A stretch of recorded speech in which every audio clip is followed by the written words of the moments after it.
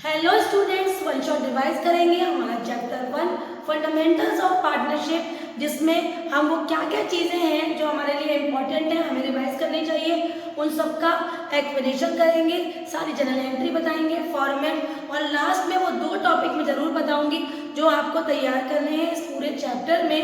तो स्टार्ट करते हैं section 4 of Indian partnership act 1932।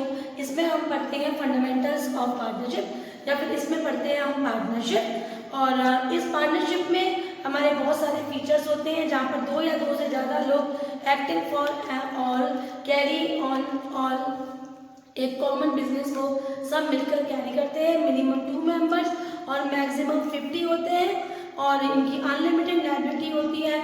Mutual consent होता है on the admission of the partner, और प्रॉफिट शेयरिंग होता है, और साथ में अगर कोई भी डिसीजन लेना हो तो सब मिलके लेते हैं। और 2 और मोर होते हैं। माइनर मेंबर भी पार्टनर होता है, बट उसके साथ कुछ रूल्स है, जैसे कोई भी लॉस होगा तो माइनर उसको नहीं झेलेगा, जितने भी प्रॉफिट है उन सबको आराम से माइनर पार्टनर रखेगा जब तक वो 18 से अबव नहीं हो जाता अंडर अ नॉमिनी। इसके अलावा में इस चैप्टर में आपको बताया गया है कि भाई पार्टनरशिप डीड क्या होती है। तो पार्टनरशिप डीड एक रिटन डॉक्यूमेंट है जो साइन होता है सभी पार्टनर के द्वारा, और उसमें सारी इंफॉर्मेशन लिखी होती है, नेम, एड्रेस, जितनी भी इफ है, बट है, आईओसी है, आईओडी है, सैलरी है, कमीशन है, हर एक चीज उसमें मेंशन होती है और साइन हो जाते हैं सारे पार्टनर के। ये डॉक्यूमेंट होना मैंडेटरी नहीं है, लेकिन अगर है तो कोई भी लीगल इलीगल एक्टिविटी हमारे साथ हुई है तो हम उस पर सूट फाइल कर सकते हैं। और अगर हमने अपनी पार्टनरशिप फर्म को रजिस्टर नहीं कराया है तो हम रन कर सकते हैं उसको, लेकिन कोई भी अगेंस्ट केस फाइल नहीं कर सकते। अब पार्टनरशिप डीड अगर पार्टनर्स के बीच में नहीं है तो हमें कुछ प्रोविजंस फॉलो करने पड़ते हैं। जैसे नंबर 1 जो प्रॉफिट शेयरिंग है वो इक्वल डिस्ट्रीब्यूट होगा, equal, no IOC, no IOD, no salary, no commission, बिल्कुल भी पार्टनर्स को ये कुछ भी नहीं मिलेगा। तीसरा, अगर पार्टनर ने फर्म को लोन दिया है तो 6%, और अगर फर्म ने पार्टनर को दिया है लोन तो बिल्कुल भी उस पर इंटरेस्ट चार्ज नहीं होगा। और अगर पार्टनर ने फर्म को दिया है और डीड नहीं है तो 6% का प्रॉफिट शेयरिंग इक्वल मैंने बता ही दिया। और अगर न्यू पार्टनर का एडमिशन होना है तो इसकी म्यूचुअल कंसेंट होती है अमाउंट ऑल द पार्टनर्स। तो ये एब्सेंस ऑफ प्रोविजन की पार्टनरशिप डीड है। इसके एजर्शंस एंड रीजंस कई बार एग्जाम में आ जाते हैं, इसको आप अच्छे से रिवाइज करिए। इसके बाद नेक्स्ट है हमारा कि भाई एक वर्ड है आईओसी। अगर पार्टनर ने फर्म को लोन दिया है, एक केस है, अगर पार्टनर ने फर्म को लोन दिया है तो इसमें आईओसी की एंट्री अक्सर पूछते हैं। तो निकालने का तरीका वही है कि लोन की amount into rate into time, कि भैया कितने टाइम का हमारा लोन है। अगर पार्टनर ने फर्म को लोन दिया है तो हमारी जनरल एंट्री अक्सर वो हमसे पूछ लेंगे, और अगर फर्म ने पार्टनर को लोन दिया है तो उसकी जनरल एंट्री पूछ लेंगे। याद रखना, लोन की अमाउंट हमेशा P&L अकाउंट में ट्रांसफर होगी। जैसे फर्म ने अगर पार्टनर को लोन दिया तो इसका इंटरेस्ट कौन बेयर करेगा? पार्टनर। तो फर्म के पास पैसा आएगा, तो P&L अकाउंट से आईओसी मतलब interest on loan account debit to P&L account हो जाएगी। और अगर हम इंटरेस्ट की बात करें तो जैसे हमारा सी पार्टनर है, अज्यूम कर लेते हैं बी पार्टनर, तो B partner's loan account debit to interest on loan account. तो ये तब होगी जब फर्म के पास इंटरेस्ट का पैसा आएगा, और वो कब आएगा? जब फर्म ने पार्टनर को लोन दिया होगा।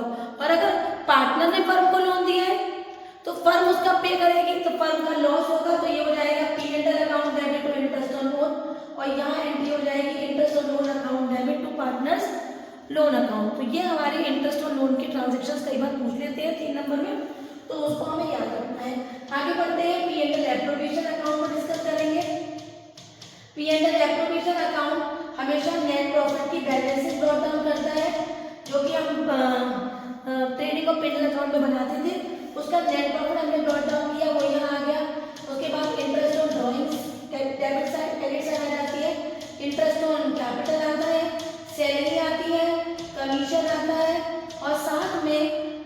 कोई रिजर्व है जो पार्टनर्स को नहीं बांटना है प्रॉफिट का हिस्सा, वो रिजर्व में ट्रांसफर हो जाता है। बैलेंस करते हैं तो डेबिट पे बच्चों आ जाता है इंडिविजिबल प्रॉफिट, और उल्टा कर दो तो यहाँ आ जाता है इंडिविजिबल लॉस।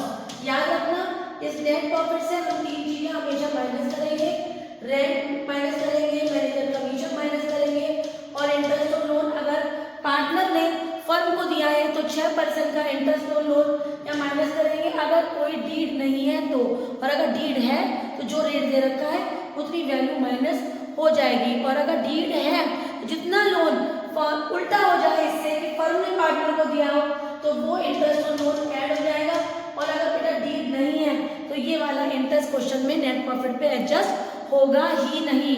बहुत ही ध्यान से समझ के एक एक बात एंटर करना ताकि कोई भी गलती आपके एग्जाम में ना हो। एक और चीज याद रखना, अगर नेट प्रॉफिट दे रखा है तो आफ्टर चार्जिंग, आफ्टर डेबिटिंग और after charging, after debiting, after allowing, ऐसा वर्ड अगर दे रखा है तो वो नेट प्रॉफिट पे जाके ऐड हो जाएगा। जैसे net profit after allowing salary, तो आफ्टर अलाउइंग सैलरी यहाँ पर सैलरी ऐड हो जाएगी, और टू सैलरी में भी यहाँ लिखकर फिर एडजस्ट करेंगे, आंसर एक बार में बिल्कुल सही आएगा। अगर याद रखना नेट प्रॉफिट हमें कम हो और पेमेंट हमें ज्यादा देना हो तो एडजस्टेड या फिर क्लेम रेशियो में डिस्ट्रीब्यूट करेंगे। क्लेम रेशियो कैसे निकालेंगे? फॉर एग्जांपल 50,000 का हम पे नेट प्रॉफिट है और देने की अमाउंट है हमारी एक पार्टनर को 40,000 और दूसरे पार्टनर को देना हो हमें मान लो 60,000, तो 1 लाख को नहीं दे पाएंगे, नेट प्रॉफिट हम पे केवल 50,000 है, तो इसका रेशियो निकाल लेंगे। इसका रेशियो आएगा 2:3, मतलब 2/5, मतलब 20,000 और 30,000 हम पार्टनर्स को दे देंगे।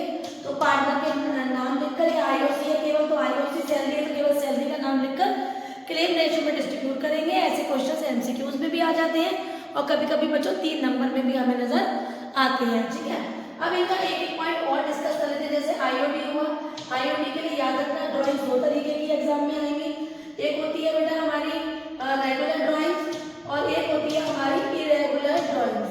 जो हमारी रेगुलर ड्राइंग्स है उसमें हम एवरेज पीरियड मेथड का यूज करेंगे, और जो हमारी इरेगुलर ड्राइंग्स है उस पर हम आईओडी निकालने के लिए प्रोडक्ट मेथड का यूज करेंगे।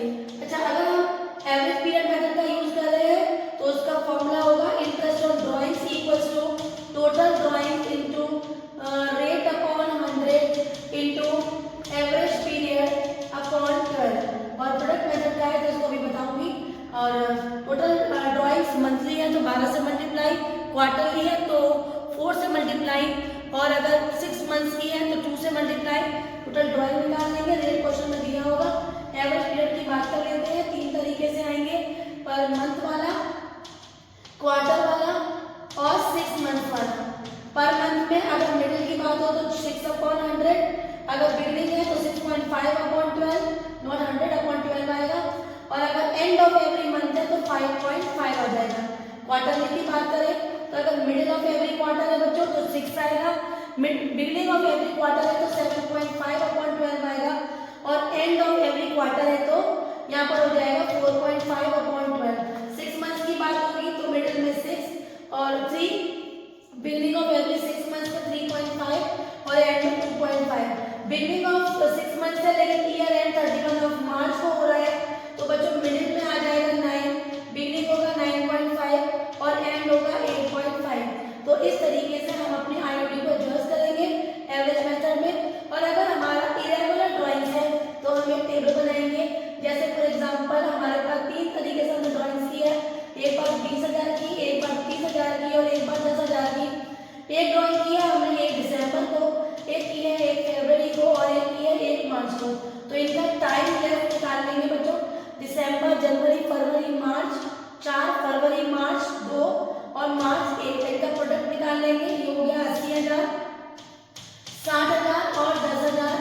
इनको ऐड करेंगे 0 और ये आ गया 0, 7 का 14 और 1 15, 1.5 लाख। 1.5 को हम 3 से डिवाइड नहीं करेंगे 1.5 को। ये जो 1.5 है अमाउंट का फॉर्मूला लगाएंगे, total product into rate assume कर लेते हैं 10% रेट है, इनटू 1/12। इसको सिंप्लीफाई करेंगे और वो हमारा आंसर होगा किसका, इंटरेस्ट ऑन ड्राइंग्स का, किसके हिसाब से, एज पर प्रोडक्ट मेथड। और इम्पोर्टेंट है, लास्ट ईयर के पेपर में 3 मार्क्स का इंटरेस्ट ऑन ड्राइंग का क्वेश्चन आया था, 3 नंबर में भी आ जाते हैं, 1 मार्क्स में भी आ जाते हैं। रेडी रहिए दोनों तरीके से। आगे बढ़ते हैं। सैलरी पर मंथ है, 12 से मल्टीप्लाई करना, क्वार्टर है 4 से, कमीशन 2 तरीके से निकलेगी बच्चों, आफ्टर चार्जिंग और बिफोर चार्जिंग। नेट प्रॉफिट पे निकलती है, नेट प्रॉफिट पे बिफोर चार्जिंग का फॉर्मूला होगा net profit into rate upon 100। और बेटा अगर आफ्टर दे रखा है तो net profit into rate upon 100 plus rate. तो ये याद रखेंगे कमीशन के लिए। ना रिजर्व में तो कुछ करना ही नहीं है। मान लो 2 लाख का नेट प्रॉफिट है, 1 लाख का रिजर्व रख लिया है, तो सारा डिस्ट्रीब्यूशन 1 लाख से करेंगे क्योंकि रिजर्व का वो हिस्सा होता है जो पार्टनर्स में डिस्ट्रीब्यूट नहीं किया जाएगा, प्रॉफिट का वो हिस्सा। चलते हैं आईओसी पे। आईओसी में से तो बहुत सिंपल है, तब तक जब तक 1 अप्रैल दे रखा है, capital into rate upon 100 into time period, इससे आईओसी निकालेंगे। आईओसी बहुत ध्यान से निकालेंगे, देखते रहेंगे बीच बीच में उसने कोई विड्रॉ या कुछ एडिशनल तो नहीं डाला। अगर विड्रॉ किया है तो उतना पैसा कम कर देंगे और इंटरेस्ट निकालेंगे, और अगर कुछ एडिशनल है तो पैसा ऐड कर देंगे। टाइम ड्यूरेशन देखते जाना, पूरे ईयर का है तो जितने भी आप चीज़ें काउंट करो वो 12 महीने के बराबर हो जाए। याद रखना, अगर क्लोजिंग कैपिटल है तो क्लोजिंग कैपिटल पे बच्चों कभी भी इंटरेस्ट ऑन कैपिटल नहीं लिखती, उसको ओपनिंग में कन्वर्ट करना पड़ता है। क्लोजिंग लगाना, उसमें ऐड करना ड्रॉइंग्स, और ऐड करने के बाद लेस कर देना प्रॉफिट, और इसके बाद जो आंसर आएगा वो होगा आपका ओपनिंग कैपिटल। तो इससे हम ओपनिंग कैपिटल निकालेंगे और आईओसी कैलकुलेट करेंगे। यहीं पर ही हम थोड़ा सा गारंटी कर लेते हैं। तो मान लो अगर आपने डिस्ट्रीब्यूट कर दिया 2 लाख, 1 लाख और 1 लाख। अब क्वेश्चन कह रहा है कि गारंटी दी गई थी इस बी पार्टनर की कि वो अपने साथ 1,20,000 शेयर लाएगा ही लाएगा, और इनका रेशो दे रखा है 2:1:1। तो मान लो इसकी गारंटी दी गई, तो जो 20,000 रुपये कम ले आया वो 20,000 ऐड कर देंगे, और 20,000 का 2:1 करेंगे, 20,000 का 2:1 करेंगे, और डिस्ट्रीब्यूट करके जो भी पॉइंट में वैल्यू आ रही है वो ए और सी से माइनस कर देंगे। मतलब अगर क्वेश्चन में बताया ना हो कि गारंटी कौन बियर कर रहा है, तो बाय डिफॉल्ट वो गारंटी हम एग्जिस्टिंग पार्टनर से बियर कराते हैं in the existing ratio. Equal ratio पे वहाँ डिस्ट्रीब्यूट मत करना, इक्वल में कम करें जब क्वेश्चन खुद बोले। और अगर किसी एक पार्टनर का नाम है तो उससे ले लो, किसी दूसरे पार्टनर का कहा है कि वो बियर करेगा तो उससे ले लो। यहाँ पर एक्सक्लूडिंग और इंक्लूडिंग का कॉन्सेप्ट याद रखना। मान लो ये 1 लाख का गारंटी दी गई है, इंक्लूडिंग सैलरी, एक्सक्लूडिंग आईओसी। तो एक्सक्लूडिंग का तो कोई मतलब नहीं है। मान लो सैलरी 20,000 रुपये की है तो गारंटी अमाउंट भी 80,000 होगा, क्योंकि उसमें से 20,000 की सैलरी हमने बाहर निकाल दिया। तो इस टाइप के क्वेश्चन भी आपको एग्जाम में नजर आ सकते हैं। याद रखना, मान लो 1 लाख की गारंटी ली और फर्म में हो गया लॉस, फर्म में लॉस हो गया 1 लाख का, तो गारंटी कितने की बियर की जाएगी? 1 लाख की जो गारंटी ली थी वो, और 1 लाख का जो लॉस हो गया वो, तो 2 लाख की गारंटी एग्जिस्टिंग पार्टनर बियर करेंगे।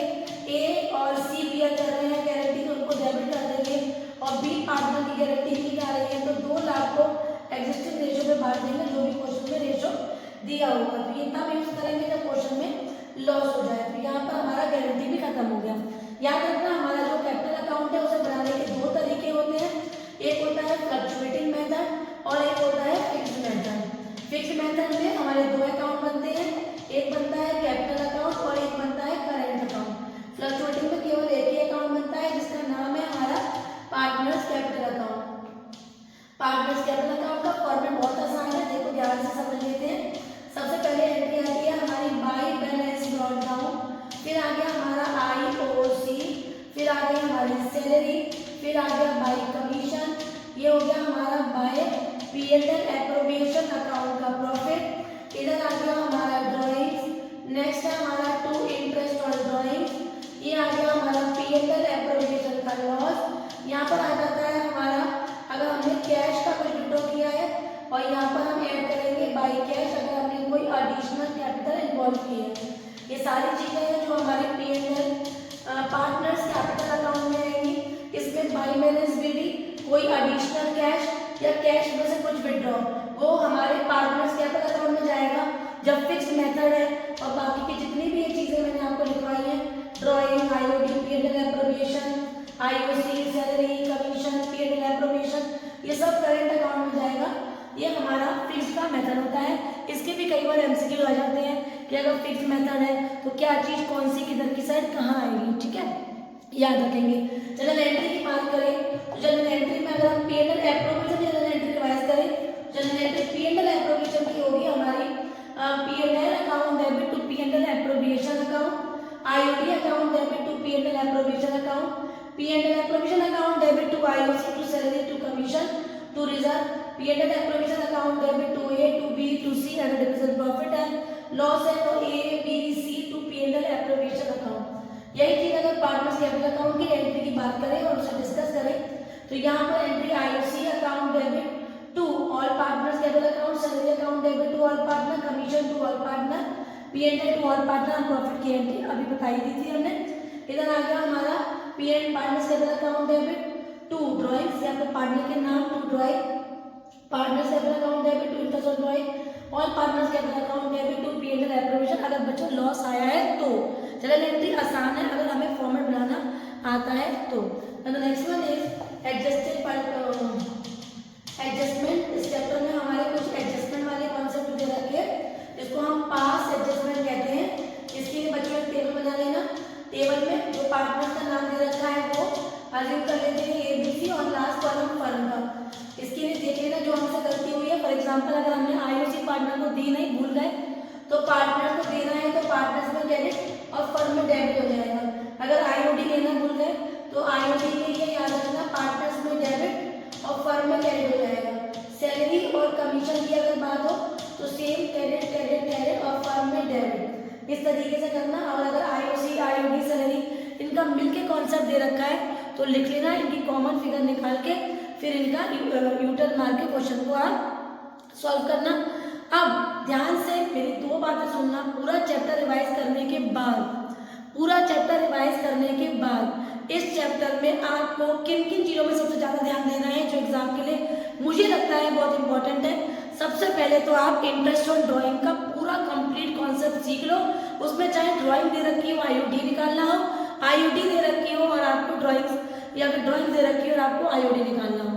दूसरा कॉन्सेप्ट बहुत इंपॉर्टेंट है, वो 2 या 3 एडजस्टमेंट बहुत सिंपल वाले जिसमें 5 एडजस्टमेंट का टेबल बना के क्वेश्चन को सॉल्व करना होगा।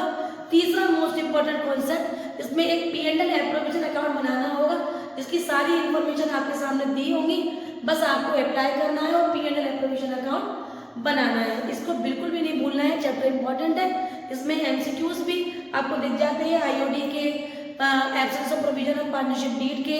एक जो मैंने आपको क्लेम रेशियो का कॉन्सेप्ट बताया कि नेट प्रॉफिट कम है और चार्ज है। अच्छा एक बात याद रखना, ये तो मैंने क्लेम रेशियो में बांट दिया, लेकिन अगर क्वेश्चन कह रहा है कि it's a charge, net profit कम है, कम दे रखा है और यहाँ पर ज्यादा पेमेंट करना है, इट्स अ चार्ज, तो चार्ज जब दे रखा हो तो यहाँ पर डिविजिबल लॉस से बैलेंस करना, लेकिन पूरा पैसा डिस्ट्रीब्यूट करना क्योंकि वो एक चार्ज है। कोई भी डाउट हो, कोई भी प्रॉब्लम हो, कमेंट करके पूछ सकते हैं। अच्छा रिवीजन करेंगे